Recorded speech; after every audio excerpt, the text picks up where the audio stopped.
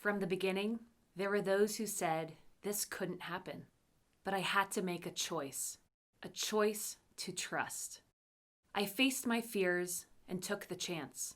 I went alone as a single female, traveling more than 3,200 miles from California to New York, and I did it without any emissions. Tuning into the frequency of trust was the fuel that allowed me to fulfill my dream to bike across the United States on a home-built solar bike. And what was my mission?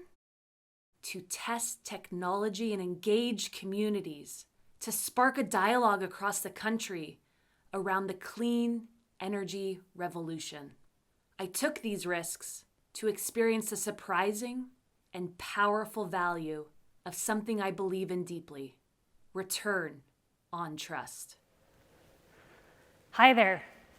My name is Marissa Muller, and welcome to my mind. You just heard all the thoughts that were racing through my mind as I biked across America. And it was this solar bike. It brought me to New York City. But it also brought me to this idea of return on trust. Now, all you business people, you're probably thinking, oh, ROI, return on investment. Yes, ROI is so valuable to our businesses. It helps weigh the gains and losses of an investment. But I think equally important and seldomly discussed is the value of return on trust. Let's just take a moment to think about trust. As we arrive into this world, straight out of the womb in the hospital, we don't look at our mom and say, hey mom, thanks for the last 9 months and thanks for that wild ride. High five. I'm gonna walk right out of here. I'll see you later. No. For the first few years of our life, we are completely reliant on others. We have to trust that someone's gonna feed us, bathe us, shelter us, teach us how to walk. We have to be vulnerable, and we know at a young age it's a part of us. We innately know how to trust. But life happens, trust is broken, and suddenly we start putting up this armor before us. We're in a crazy moment right now where we're actually facing a trust deficiency. Look at any of the stats. Trust is on the decline. People don't trust the government. People don't trust the media. People don't even trust their neighbors. So I am here today to convince you to tune back into the frequency of trust, because it was trust that enabled me to fulfill my dream and bike across America. Let's talk about this dream, because few people have this idea, I'm gonna build a solar bike and go on a long bike ride. The dream started years ago. It started through an observation. I saw we were electrifying our future. Electric cars were coming into the marketplace, electric motorcycles, electric bikes. But I couldn't come to terms with the fact that we were powering all of these products with dirty fossil fuels. Why aren't we harnessing the most powerful force above, the sun? It's free, it's abundant. We just need to put some technology below it to capture the sun's energy. So I still was formulating the idea, and it took me 5 years from the initial thought to actually take action. I was on a work business trip, terribly sick with the flu, over-traveled, overworked, and terribly sick with this idea that I had to lay a few people off the next day. And so wrestling with the covers at 3 a.m., I just asked myself a simple question: where would I rather be? And my immediate thought, in the saddle, testing this technology. 3:30 a.m., I brought my computer to my bed, hopped on LinkedIn, because I knew the bike I wanted to ride, a Specialized Turbo S. I had no connections at Specialized, but I had some second-degree connections on LinkedIn and quickly befriended everybody. And I got a couple responses. His name is Scott. Within a week, Scott said, hey, come to Specialized. I'd love to chat about your dream and see if we could be a fit for it. I met Scott, then I met the guy to the right, Aaron, and they just warmed up to my whole idea. And I left that day with this bike. And it set the foundation for self-trust. I started gaining confidence. Maybe I could actually do this. And with that confidence, I reached out to SunPower, a local solar company in California. And I said, hey, this is what I'm looking to do. Are there any engineers that can help me out? So we spent evenings and weekends together building this one-of-a-kind, custom, lightweight solar panel. The technology worked flawlessly. But my trip was far from flawless. I had a lot of disasters, breakdowns, flat tires, and I got a lot of fear throughout the trip and even leading up to the trip. It was doubt, it was concern. I knew it was out of goodness, but it was also scary to hear, you're gonna get hit by a car, you're gonna get shot, it's just not safe, please take a support vehicle. But I wanted to stand my ground. I wanted to do this solo because I didn't want any emissions. So I had to learn how to control these fears and tune into the frequency of trust. I was in Tennessee, Bowles Gap, Tennessee. I was carrying some speed going down a hill, 40 miles per hour. I saw a black sedan approaching, but thought nothing of it, because it was just a country road. There were no intersections, no stoplights. But the moment we should have crossed paths, bam, we made impact. I flew over the car and lay there on the cement in silence. And then this channel got louder and louder in my head to a maximum volume, and it was fear telling me, told you so. We all told you so, Marissa. You're gonna get hit by a car, you're gonna break your bones, you're gonna break your bike. This is the end of the line. I was like, wow, it's awfully loud. So I tuned into trust, a much quieter channel, but I'd been exercising trust throughout the trip. And it quietly said, hey, trust in yourself and your body. It's stronger than you know. And trust in others. They're gonna help you rebuild this bike. So I started moving around, feeling mobility. I got to my seat, and there I gained awareness to the whole scene. The driver was breathing down my back, are you okay, are you okay? A woman speaking out to 911, and an old man is running towards me. I got to my feet, and I said, oh my God, guys, I feel okay. Let's all focus on the bike. It's all about getting the bike out of the road. I need to repair my bike. That old man running towards me darted away. He went to his front porch and returned with a rocking chair.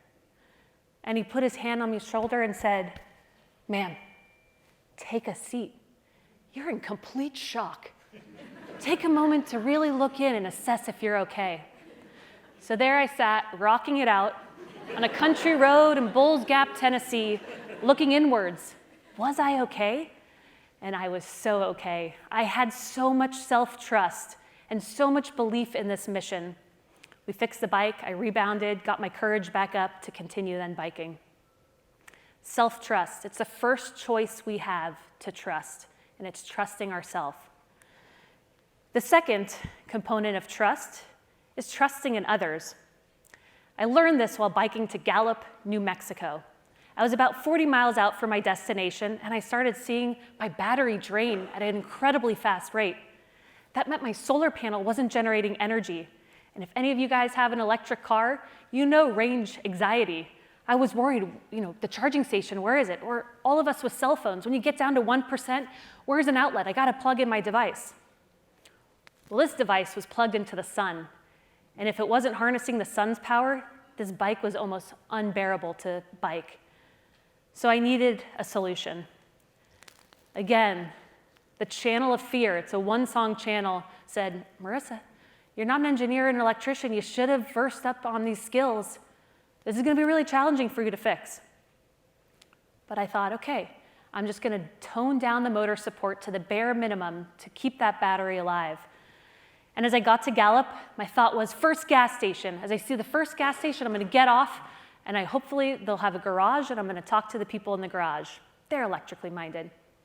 So completely fatigued, full power on my quads, I arrive in Gallup and I see the holy grail of a Chevron gas station.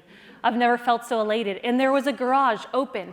I accelerated so fast and I popped off my bike and I said, hello, can anyone help me? And these two men pop their head from the hood of a car and say nothing. They look at me, they look at the bike. I was like, maybe the next gas station is going to be better. But then a man came from around the corner and he said, hey, my name's Cecil. What do you need help with? I said, oh, Cecil, I need a lot of help here. I am out of my league. I do not know how to fix this bike, but this is what we got, and this is what I need. I need solar energy charging my battery. Cecil ran away. Definitely heading to the next gas station. But Cecil returned with a multimeter. He's like, Marissa, let's just see if you have any current in these wires. We diagnosed that I had a broken wire. Cecil ran away again to his car and returned with a soldering toolkit.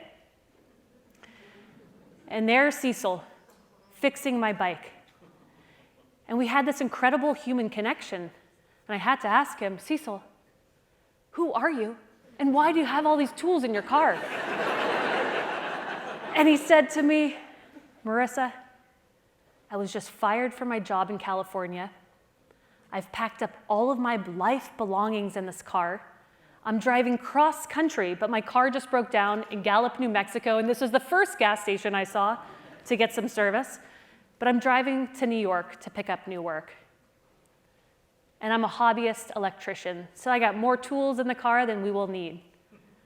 And I realized in that moment of trusting another, I was fully transparent with my weaknesses, and he was so aware to trust in me and give me his skills.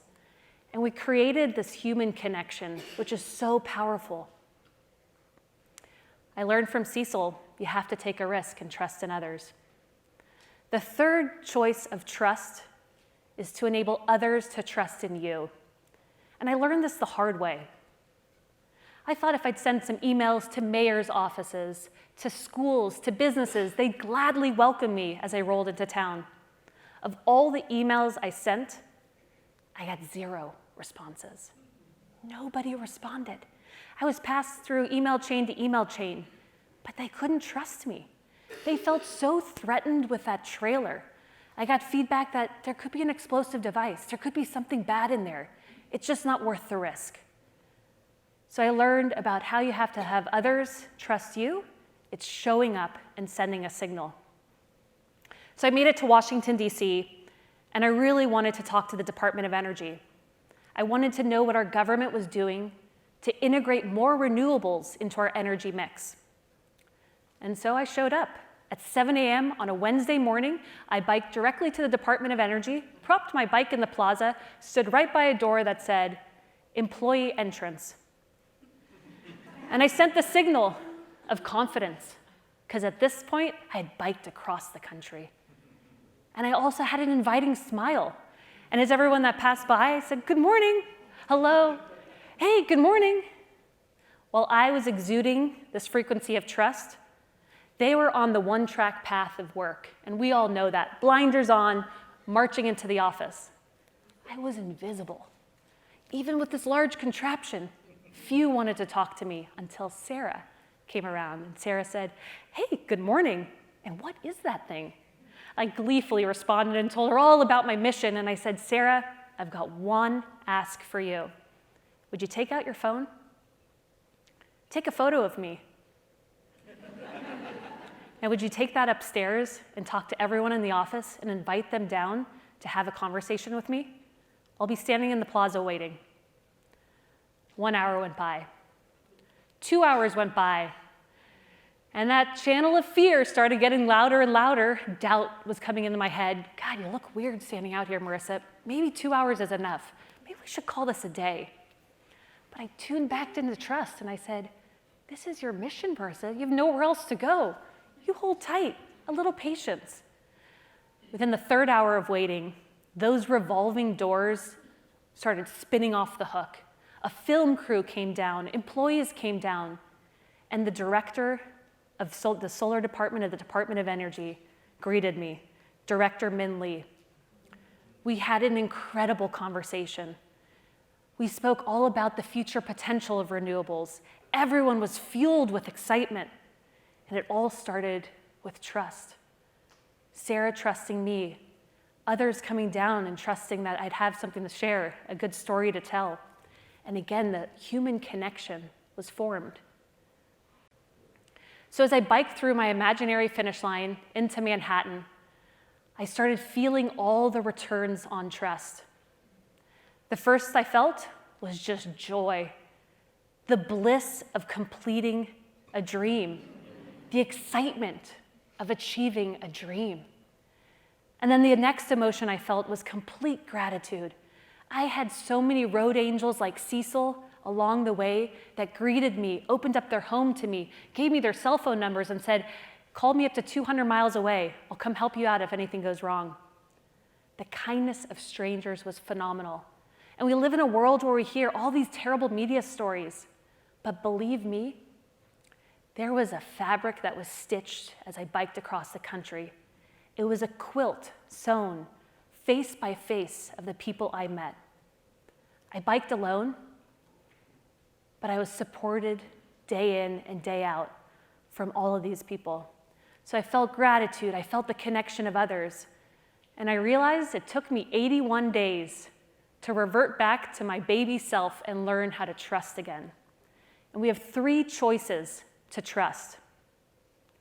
The first, I learned in California around self-trust.